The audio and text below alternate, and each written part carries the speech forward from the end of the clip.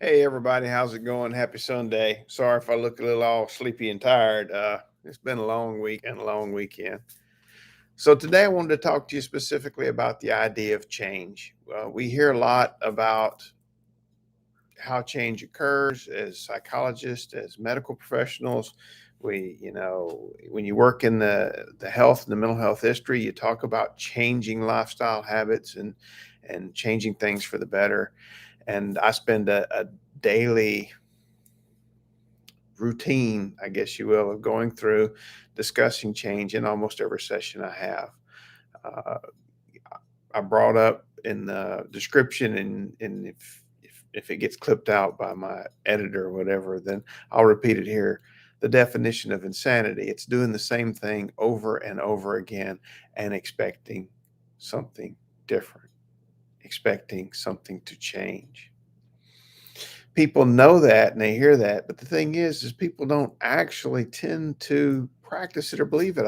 I get this feeling a lot of times individuals will come to me and families and say that they don't like the way things are, which is perfectly understandable. There's a problem in the way things are going down, the way they feel, what's happening in their life, and they want that to change. Then I always ask people, okay, you want that to change.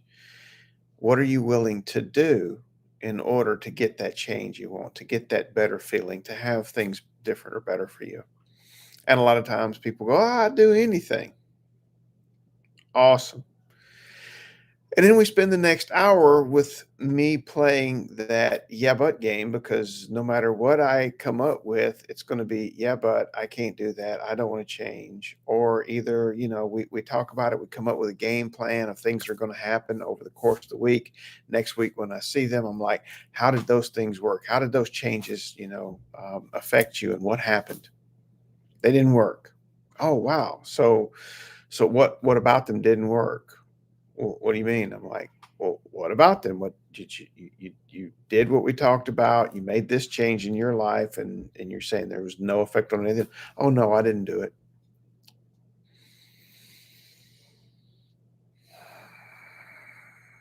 See, that's why therapists practice deep breathing exercise too, because we're trying to think our way through this.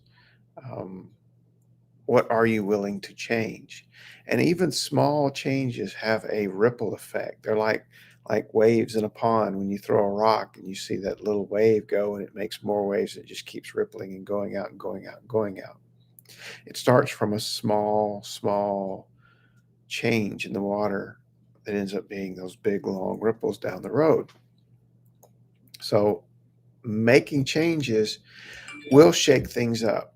It's a matter of doing it over and over again sometimes, doing it slightly different, then trying and going, okay, that's not getting the effect I want. Let's change it and change something else too. There's a combination of things. It's the same way with medication. Sometimes a certain medication won't work. So the doctor will tweak it and he will up it, or he will make it into a cocktail with another type of med to see if the two of them combined get the effect that you want. Meanwhile, you actually have your own way of introducing changes in your life by changing how you sleep, eat, your level of activity, and also the way you think by doing those activities like meditation, stuff like that. There's a purpose for those things. The purpose is getting you to change how you're doing things so that you have the ripple effect of how you feel. And people will tell me, well, I don't want to change all that. Okay. Then you don't want to change this either. No, I want that to change. And I'm like, wait a minute. You want this bad thing, this thing that you don't want in your life to change. And you're not willing to make a change over here to make that happen. They'll say, well, I don't see the purpose of making the change. Okay. Then what do you want me to do? And it's usually a case of me sitting there and going, my magic wand has broke. I've run out of fairy dust. You know, we're going to have to actually get what you want the old fashioned way by making it happen ourselves, doing the work, putting the work in to make things happen. There's not much way around it. That's just the way it is. And it's funny because sometimes when I go through a day, people tend to seem to have similar problems throughout the day, and it follows suit that, somebody will, they mentioned one time, or, oh, it sounds like that movie, Groundhog Day, where the guy wakes up every morning and the last day is the same as the current day, and they just match up and it keeps going like that, to infinity. And I'm like, oh no, some days I have Groundhog Hour, because literally it is the same thing. When progress happens, it starts happening fast and you start to see some change. And hopefully, then you can dig in with that, gain momentum, and make even more change and more stuff. And some people will say, well, I'm tired of having to do this change. I'm tired of having to go to sleep at a certain time, or I'm tired of having to give up my electronics at night. I want to play them until 2 in the morning, or I'm getting tired of eating healthy, and I'm just like, these are lifestyle changes I'm trying to get you to make. I'm trying to get you to affect yourself in a way that you will feel better. If doing what you did got you to the point where you were at, the point that you didn't like, where you felt tired, frustrated, angry, sad, anxious, then the only thing you can do is change what you're doing, because the activities that led up to that feeling, if you keep repeating them, the feeling's not going to go away. Now, sometimes it's outside of you, the thing that happened, and it may be something to do with trauma or some event. In the end, though, you're still left with this idea, okay, that was tragic. That's horrible. You know, this just, would be great if that didn't happen to you, but it did. Now, what you're going to do about it? How are you going to make a change in your life? You can argue with that signpost all day long and say, it's not my fault. It's not fair. You know what? And I can agree with you. It wasn't your fault and it's not fair. And what are you going to do about it? You can keep centering back in on what is wrong that you didn't like, or you can redirect yourself into where you want to go and what it is you want, and see if that's going to be something that you like. That means making changes in your life. Making a difference starts with you. There's just not too many other ways around it. I can show you some of the things that will help. I can guide you through some of the things that will make a difference. I can talk to you and we can find out what it is that's affecting you and how, maybe, so that you can change that part of your life.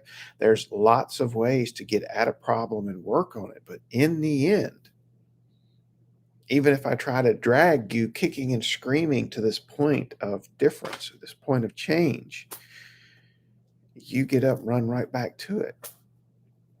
In fact, I've learned over time that if I step in and step over my boundaries I've set up, and I try to dig in and give you help that's either unsolicited or, in some cases, it will make a temporary change. I can relieve a problem for you. I can make a phone call. I can do something to help you. Thing is whatever got you down that trail to where you made that wrong turn and that problem happened, if I go out and fix your problems, if other people go out and fix your problems, you're just going to come down that trail again and make that same wrong turn and have that same problem, until you acknowledge that you can make a change in your life and do it, till you acknowledge what part you have in shaping your own future. You can't change the past, but what you're doing right now will affect the future, and that you can change. You can be mad, you can argue, you can go back. And I've had several of these in the last week where someone was very, very adamantly stuck that this thing wasn't fair. And if that person hadn't done that, then I wouldn't be in this problem. And even if I sit here and go, yep, you're 100% right. Now what you going to do about it? And this is where we're at, trying to find a way so that people can realize most of the change is you. Therapists see you for, depending on what kind of therapy you're getting and who you're talking to, we're talking, 45 minutes to an hour. Most therapists work on the 50-minute hour, so around 50 minutes. Some therapists will work on a longer model, and you might get an hour and 20 or something like that, or even an hour and a half. The thing is, though, is that's 1 hour in one day. You still have 6 days and another 23 hours that is you outside of that room. So the changes you have to make, the changes you have to go through. I can help. I can work with you to try to motivate, change, overcome ambivalence. I can work with you for insight. I can explain things to you. I can help you see things in a different light. But when you walk out that door, if you walk back and do the same things you did before you walked into my door, don't be surprised when everything ends up being the same. And I had this conversation with several people when it came to having a therapist. I think it's great if you get along with your therapist. I think it's great if, your therapist and you have such a level of rapport that you feel good. That rapport, though, is what the therapist uses to help you make a decision to actually make a change in your life. So that's where you come in. And any therapist worth the salt is going to keep slightly, ever so slightly, trying to nudge you in the right direction, getting you to do those things you need to do. They're going to be giving you coping skills, say, here's what they look like. Can we use them? Can we practice them? Here's what they are. Take them home and use them. Whether it's behavioral skills or whether it's cognitive thinking type skills, whether it's lifestyle changes, all those things that they're giving you, those are precious gifts. Go out and use them. Do not waste them. As I've said before, when people tell me I don't have time, you have the same 24 hours that I have, unless you come from a different dimension, unless this is a sci-fi novel or movie that we're coming out of. You have 24 hours. I have 24 hours. Everyone has 24 hours. How you spend your 24 hours is the determinant of what will or won't change in your life. If you avoid doing things that will help you, if you avoid doing the meditation or the yoga or the deep breathing exercises or the exercise or writing things down or using those skills that are given you and doing something with it, then you are wasting your precious time. You will not get it back. The only thing you can do is decide to spend it better now. And you need to start doing that now. With that change, with that bit of spark, you can go, okay, if I want things to be better in my future, I have to make solid changes. I can stay stuck on what was done to me. I can stay stuck on how I felt or how I feel things are wrong, or I can stay stuck on what I don't want to do, or I can change and decide to be stuck on what will work, what will help, will change, will make me feel better. It is your choice. Please make the choice, make the change. If it doesn't give you everything you want, then make another change. Try something different. The whole point is you keep doing different things until you find a right mixture, applying different techniques, applying different ways of doing it. And sometimes it's a cocktail. You need to change your diet and you need to exercise and you need to do the meditation, and then things start to change. Again, though, it's up to you. Please, please do not waste your precious time. You have this lifetime. How you use it is going to determine how you enjoy it and what you get out of it. So please do the things you can to make your life better. Be determined to make a change. Be determined to make things better. All right. Hope you had a great Sunday. I hope you have a beautiful week, and everybody take care. Namaste.